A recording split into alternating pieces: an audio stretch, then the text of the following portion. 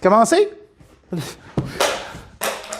Bonjour tout le monde, bienvenue aux nouvelles GCN. Aujourd'hui les amis, on a une femme tireuse de joint, nouvellement rentrée dans la construction, une vraie battante, qui a vécu du harcèlement psychologique par son entrepreneur. Elle va nous conter son histoire en direct à GCN dans le salon. Les amis, aujourd'hui, on a un invité de choix. Bonjour Tania. Bonjour Joclé.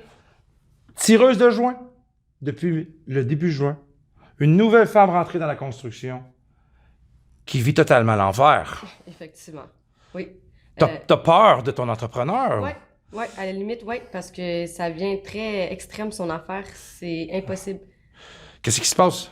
Ben moi, j'ai travaillé pour lui, il y a eu des problèmes, on s'est pas entendu de tout point, la job se finit là, on se dit au revoir, je demande ma paye. Pas de paye. Pas de paye. Lui, quand il t'a engagé, il t'a dit qu'elle allait te déclarer des heures ou?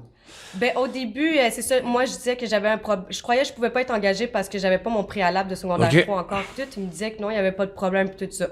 Fait que je suis allée travailler pour lui, puis la première paye, ça a été cash. Je me suis dit, écoute, je vais apprendre comme ça. J'ai un enfant en arrière de moi, j'ai pas d'autres revenus, tout ça. Après ça, je lui demandais, je peux-tu être déclarée? Tu sais, moi, j'ai un enfant, tout ça, je veux m'assurer de quelque chose. Puis il me dit, mon ami va pouvoir... Avez-vous déjà eu une paye déclarée? Ou? Non. Non. Mademoiselle, on a une surprise pour vous. On a appelé à la RBQ. On a pris le nom de l'entrepreneur, son numéro de licence, puis cet homme travaille illégalement dans la construction au Québec, car il est obligatoire de sous-contracter avec une licence RBQ qu'il ne possède pas.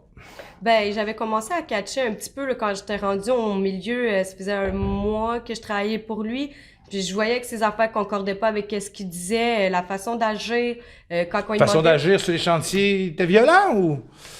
Ben, c'est pas une question de violence, c'est une question que quand on y parlait des payes, il nous disait tout le temps, ouais, telle journée, je vais me faire payer, telle personne va me payer, telle personne doit de l'argent de ce bord-là, il dit... Roule plus vite, puis m'a te payer plus vite. Ouais, exactement, c'était ça. Donne-moi plus d'heures, puis tu vas avoir ta paye plus vite. Donne-moi des week-ends, puis tu vas avoir des bonus. As-tu vécu des genres de menaces, d'intimidation sur ce chantier? Clairement, oui. Une fois, j'ai voulu y répondre une fois pour y contredire quelque chose qu'il m'avait dit que j'avais jamais fait. Puis moi, je m'étais oppositionnée à lui. Je lui ai clairement dit que oui, tu m'as déjà fait faire ça. Puis si tu t'en rappelles pas, ben c'est pas mon problème. Puis il m'a carrément traité de conne. Puis il m'a aussi rajouté par la suite qu'il voulait me pitcher mon plateau en pleine face si je continuais à argumenter. Le gars, il est assez corpulent, il est assez gros, carré ou? Je te dirais qu'il est assez corpulent, le genre de personne que... Le gars, il voulait pitcher ton plateau. Ouais, exactement. Ça devait faire peur, certains. Tu devais avoir des craintes au travail. Ben, j'ai reculé sur moi-même, là. Je veux dire, j'ai pas voulu... J'ai eu peur de rajouter quelque chose d'autre. Est-ce que tu te sentais un peu coincé dans un peu cette oppression-là par rapport à ce qu'il essaie de te contrôler, il essaie de t'intimider pour mieux te contrôler? Tu devais avoir peur le soir. Clairement, ça, il a essayé à tous les niveaux, je vous dirais. Puis après la suite, il m'a dit, c'est pas acceptable ce que tu fais. Aucun contracteur va accepter ça. Tu vas te faire mettre dehors. J'ai dit, ouais, mais moi, je t'ai répondu correctement. J'ai juste affirmé quelque chose que tu m'as dit que j'ai pas fait et que j'ai fait. J'ai cru qu'il dénigrait ton chum aussi, ou? Oh oui, clairement. Il menace même, il l'insulte avec mon fils. Et je pense qu'on a un texte qui l'a traité de pute. Quoi d'autre? Il me traite de connasse. Il m'a traité de drama queen. Il a même dit que mon fils est un petit bâtard, que mon chum c'était un cocu en s'occupant de mon gars. Je pourrais vous en compter d'autres, là. C'est même pas juste Je veux vous affirmer que 90% des entrepreneurs en construction ne sont pas comme ça. Okay? Vous avez tombé mal sur une personne qui est vilaine. On va s'enligner pour vous trouver. Moi, Joclé, je vais vous avouer que maintenant, aujourd'hui, je ne fais plus confiance à aucun pas contracteur, excusez-moi, je me suis garée, employeur. J'ai peur d'aller voir un autre travail, mais j'ai peur parce qu'on me dit que j'étais une mauvaise apprentie, je faisais pas bien ma job. On t'a rabaissé mentalement, c'est Oui. du harcèlement psychologique. Oui. C'est criminel. Vous pouvez, selon moi, c'est criminel. Vous pouvez déposer une plainte au criminel à la police.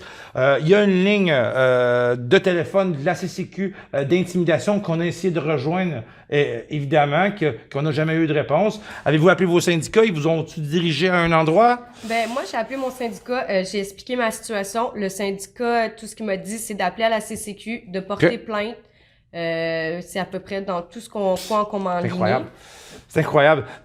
Une fille qui a peur le soir d'aller travailler, qui a peur qu'elle ne sait même pas si elle va manger puis elle va faire nourrir ses enfants. Elle ne sait même pas si elle va avoir de l'argent. Hein? Ben non, puis tout ça, ça part d'un principe que je travaille pour toi, tu dois me payer. Peu importe que j'aille fait la mauvaise job. De un, je suis un apprenti qui est rentré par le bassin, ça n'a aucune compétence en partant.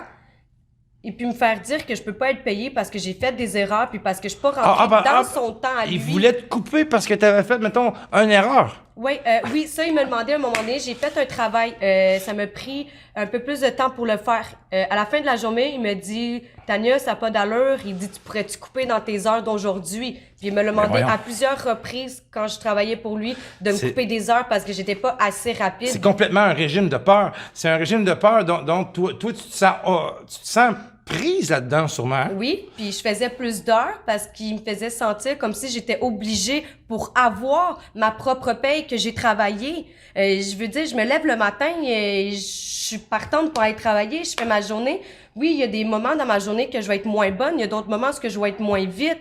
Mais c'est pas une raison pour me dire que je suis une pas bonne apprentie. Cet homme-là, c'est pas un bon entrepreneur, puis c'est pas un entrepreneur. Vous avez pas à vivre ce harcèlement-là, selon moi. Puis ça n'a aucun sens, ce que vous me contez là. Par rapport au texte aussi, là, que j'ai vu, là, on la traite d'obéir. C'est le texte que vous m'avez envoyé, là. C'est fou, là. Effectivement, il y a une situation qui était passée, puis il me dit que je devais me la fermer, puis d'obéir, peu importe qu'est-ce qui se passe parce que c'était un homme violent, puis qui pourrait être très dangereux.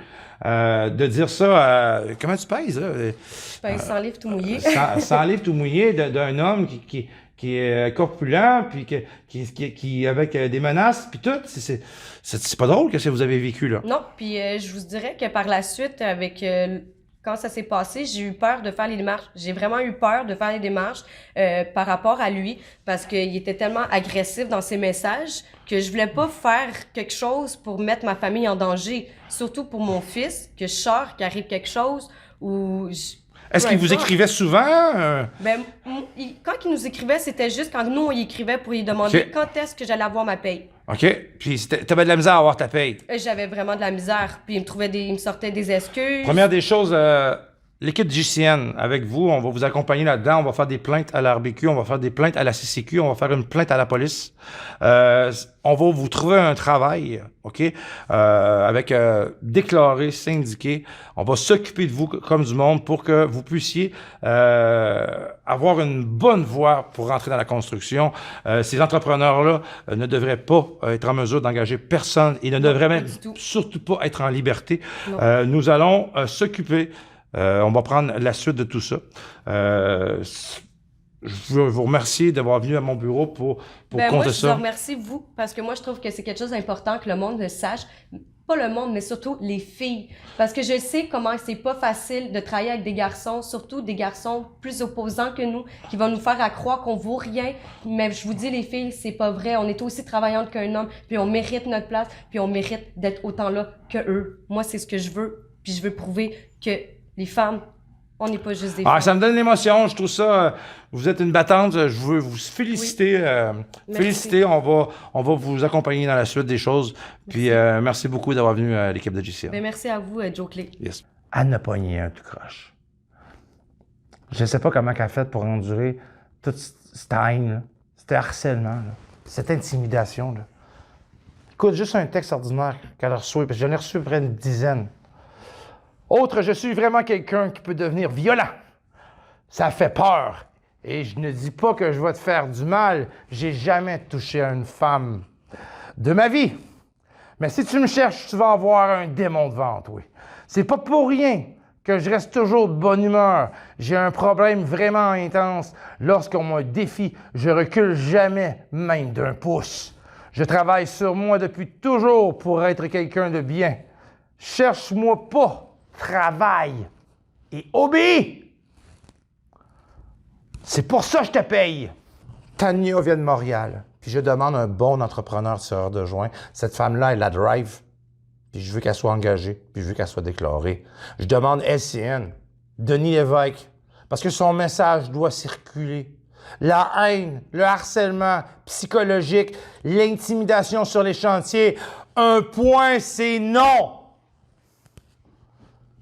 Je vous invite tous à la prochaine émission de GCN News. Joe Cluck! Joker!